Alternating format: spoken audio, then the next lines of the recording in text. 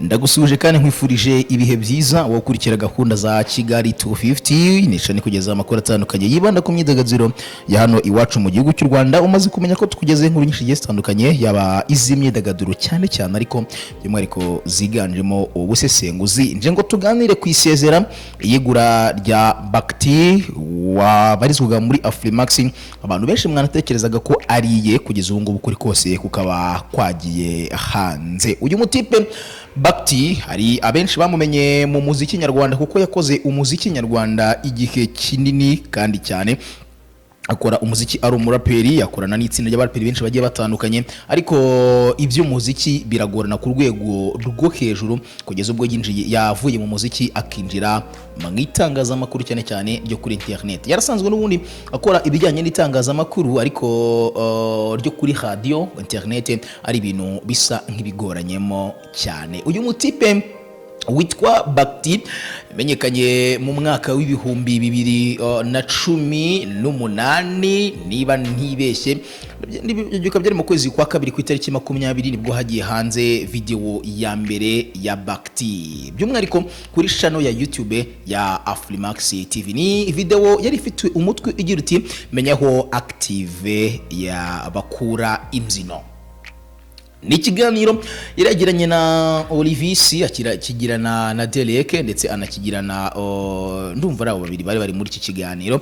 Byari amasaha y'ijoro ubwo yari kumwe na bano bahanzi babiri bagize itsinda rya Active y'abanzi bagera kuri batatu. Bakti yaganire n'abangaba by'umwihariko ku bijyanye n'umuziki wabo, bamubwira byinshi bigiye bitandukanye. Ni video ifite abantu bagirebye basaga 1284. N'urugendo rutari rwose cyane, by'umwihariko aza kongera gukora video nanone birambuye na buri muntu umwe kuri umwe, byari umunota umwe, iminota 5, iminota ingahe. Yakorana n'aba star bagiye batandukanye, yakoranye n'uyu mugabo MC Tino aramanuka, n'ubundi agenda aganira na Majid Black aramanuka, aragenda aganira na Cassandra aramanuka, agenda aganira na Rine Sano kuri views nke cyane, aganira na Blues Melody. By'umwihariko cyo gihe numva ariko bakoraga indirimbo ya Sani Kungola, arakorana ikiganiro na Sani, views zikiriye cyane zose ziri munsi y'igihumbi, kugeza ubwo uyu Bakti yakoze inkuru na Sani yari ifite umutwe ugira uti akora ibintu by'abazimu muri Thailand. Sani full interview yari interview y'iminota igera kuri 7. 2027 byari bwo bwa mbere bonetse kuri channel ya YouTube ya Afrimax TV. Abenshi bari bazi neza ko iri mu biganza bya Bakti. Yongera akora n'umundi kiganiro kuri uwo munsi, yakoze ibiganiro bigira muri 3 bisa ariko bya producing mu buryo butandukanye. Yandika ati Sani avuze uko yabikoze na Blues Melody. Uwo munsi nibwo icyo nakwita intambara y'ibihuha yatangiye hano mu gihugu cy'u Rwanda, cyane cyane mu bahanzi ndetse no mu itangazamakuru. Byari bikuruwe na Bakti ari kumwe n'uyu Sani by'umwihariko kuri Blues Melody ku ndirimbo Kungora. Byari bigahunda yo gupromotinga indirimbo yabo Kungora ndetse na channel ya YouTube ya Afrimax TV. Ibyo bintu byarakoze, izo video zirafatisha za Sani ndetse na Blues Melody kugeza kuri video ya mbere bari bagize amateka yabo yagize ibihumbi 108. Agira ati umva icyo bisaba ngo uryamane na Sani. Afrimax TV by'umwihariko bikozwe na Bakti muri rusange, nibo bantu batangije ibintu byo gukora inkuru zisa nk'inkuru muha, by'umwihariko zijyanye n'ibishegu. Reka nkurisha iyo mvugo y'ibishegu kuko abenshi babashinjaga gukora inkuru z'ibishegu ku magambo bagenaga bakoresha ndetse no ku bibazo byinshi bagenaga baza abatumirwa babo, by'umwihariko mu gukorana ibiganiro. Waba uri umuhanzi, waba uri umuntu ufite ikindi kintu ukora ku ruhande ariko bakubazaga amagambo n'undi yerekeranye ku mibonano mpuzabitsina kuko bari bazi neza yuko ari cyo gicuruza muri icyo gihe. Ubu bwoko bw'inkuru bakoraga bwatumye bigwizaho abafana benshi batandukanye, by'umwihariko biganjemo ab'urubyiruko, dore ko barasaga ku ntego z'ibyo bifuza kumva umunsi kundi. Biza gutuma channel ya Afrimax TV muri mwaka wonyine yari izamutse yaraboostinze ku buryo navuga ngo buteye ubwoba, bigatuma abantu benshi bakoreshaga ama YouTube baterwa ubwoba n'igisheni ya YouTube ya Afrimax TV. Byaje gusaba imbaraga zo gukereya igihuha gikomeye cyane kirimo imirwano itoroshye hagati ya Sani ndetse na Blues Melody, by'umwihariko barimo barapfa indirimbo iyo ngiyo. Ni nayo video navuga ngo Nameless Campus nawe yinjiriyemo bamushinja ubutinganyi. Bivugwa n'uyu mudamu Sani avuga ati uwo mugore we muri kumwe bemera kwiharabika, bemera kwanduza amasura yabo ariko kugira ngo bakore promo y'indirimbo yabo kungora ndetse bana promoting channel yabo ya YouTube. Nta yindi ni chaîne yitwa Afrimax TV. Kuva icyo gihe batangiye kugenda babona abayoboke mu buryo bukomeye cyane, bagira umwihariko sasa rero gukora inkuru navuga ngo zitangaje cyane. Hari inkuru bigeze gukora yebwe n'abantu basaga 282 muri icyo gihe. Yari ifite umutwe ugira uti yafashwe wa mukobwa wayogoje abantu yifashishaga abamotari. Burya cyari ikiganiro navuga ngo kigaragaza umukobwa wisondaga mu buryo bukomeye cyane mu byaha yashinjwaga cyane. Baje gukora ikintu nakwita nka beef yasohotse cyane. Uyu mu type Green P agaragaza uburyo atigeze abanirwa na gato n'umuvandimwe we The Ben. Ibi byose byabaga biri ku mutwe cyangwa se byabaga byapanzwe akenshi na kenshi na Bakti. Azamura izina muri ubwo buryo bwo kuba we ubwe ari we nyiri channel ya YouTube ya Afrimax TV. Baje kugira umwihariko wabo nubwo ndi buri watewe n'uyu Bakti, n'umwihariko witwa Gitumo. Ndatekereza neza ko mu gihugu cy'u Rwanda abantu benshi bazi Gitumo. Once again by'umwihariko yakorwaga na Afrimax TV. Bakti rero yaje gukomereza muri uwo murongo ndetse kugeza n'ubwo noneho yakoze nicyo nakwita nka slogan ye ivuga ngo uyu mwaka dufite akazi kenshi kandi gakomeye. Baje kongera kubara umutwe muri Miss Rwanda ubwo baganizaga Mwiseza Josiane inshuro zirenze imwe ndetse bikanarebwa mu buryo bukomeye cyane. Mvuze byinshi kuri uyu Bakti, nago iyi nkuru yafata iminota iri munsi ya 30 ariko barakoze cyane ndetse banakora bijya munsi y'izina Bakti. Kugeza uyu munsi Bakti nk'umugabo, Bakti nk'umuntu ubona ko ibyo yakoze yabikora n'ahandi bigacamo, yafashe umwanzuro wo gusezera channel ya YouTube ya Afrimax. Yamureze igihe kinini, navuga ngo yamugize uwuriwe, sinzi niba nabambeshye habe na gatoya. Byari bizwi neza ko channel ya Afrimax TV ari ya Bakti bitewe n'ukuntu yayigaragaraho cyane, nawe wanayitangiye cyane.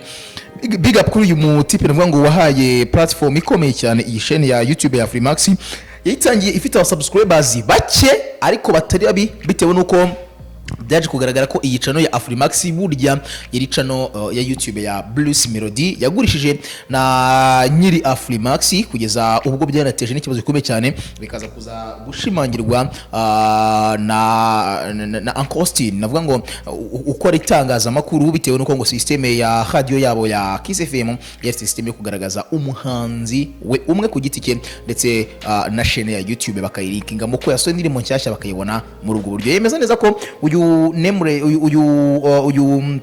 Bruce Melody yagurishije Afrimax yitwaga Bruce Melody y'umuziki akayigurisha igahindurirwa izina ikaba Afrimax TV. Benshi rero nkuko nabikubwiye bari bazi ko Afrimax TV ari ya Bakti bitewe n'ukuntu yagaragaraho cyane, agakora byinshi bikomeye cyane, akreatinga udushya dutandukanye kuri iyi channel ya YouTube ya Afrimax TV. Gusa finally byaje kumenyekana yuko atari ya Bakti.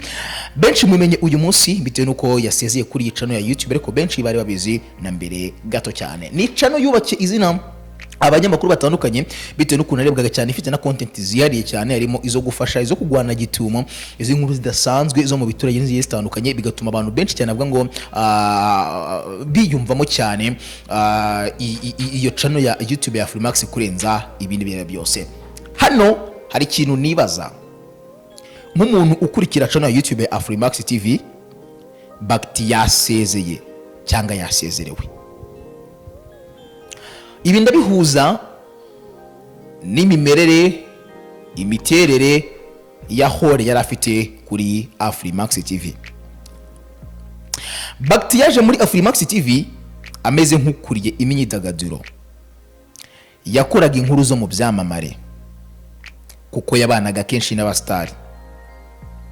Kugeza kuri uyu munsi Afrimax TV yabaye nk'iyahinduye umuvuno wayo, ikora inkuru zidasanzwe z'abantu badasanzwe, swate bafite ubumuga, ariko zibanda cyane mu gukorera ubuvugizi no gushakira ufasha abo bantu. Izi sangizo ngizo Bakti yakoraga zabaga ari zo mu mujyi wa Kigali, ariko Bakti we ubwe azwi nk'umwami umuremyi wa gitumo kuri Afrimax TV. Icyo ni kimwe ngomba kwibaza. Birashoboka yuko Bakti yabonye ko nta mwanya gifite muri Afrimax TV bitewe nuko nta nkuru z'imyidagaduro zisa nkaho zigikeneye kuri gicano ya YouTube, bikongera bigaterwa nuko izo nkuru n'ubundi zaboneka zitaboneka zitarebwa nk'izo bakora n'ubundi. Nimba ari abantu bakora inkuru ikagira miliyoni views mu cyumweru mu minsi 6 kuri Afrimax English, bivuze ko inkuru bakora zo mu giturage zifite ireme kurenza inkuru Bakti yakoraga zo mu mujyi, z'abahanzi, z'abastar ba filme, z'abastar bo kuri social media n'izindi zijyanye n'imyidagaduro y'abastari muri rusange. Ikindi cya kabiri, birashoboka ko Bakti nawe yaba yaramaze kubona ko igihe kigeze cyangwa se ari wo mwanya kugira ngo nawe ubwe abe boss, akora akazi kamwiyitirirwe we ubwe ku giti cye, ari nake n'ubundi katitirirwa abandi bantu runaka. Ibyo bintu yabikora bigatuma we ubwe ku giti cye abona ko akeneye kuba we, bitandukanye no kuba Bakti wa Afrimax. Izo nizo mpamvu ebyiri zishoboka umuntu yanagenderaho n'ubundi kugeza kuri ubu ngubu. Ariko hari icyo kwibaza kimwe gusa. Icyo kwibaza kiravuga ngo ese Bakti ibi binajemo bizamuhira? Ntabwo ndi kumutega iminsi ntimunyumve nabi, ariko mugenzi we yarabigerageje biranga cyane. Muri buku rukundo mwakunze Gina Lango Jeanne Ponce Nsabiyumva, muri buku kuntu mwabonaga ko ari umugabo w'igitangaza cyane. Muranibuka n'ukuntu Jeanne Ponce biyumva akimara gushyira hanze video ya mbere, byagoranye cyane kugira ngo asakisidinge nk'uko yabyifuzaga. Mwamumenye nka Gina Lango, na n'ubu yakoze nka Gina Lango, yanakomeje no gukora nka Gina Lango n'ubundi. Icyo geregeye kuri channel ya YouTube ye yitwa Connect TV, niko mbitekereza. Iyi Connect TV ntago yigeze imuhira nk'uko yabyifuzaga. Kurebwa yararebwe pe, kandi na cyane. Nabyibuka yakoze video ya mbere ari kugaragaza ko we ubwe yerekeye kuri iyo channel irebwa n'abantu uruhuri. Benshi barayireba pe, baranayisharinga.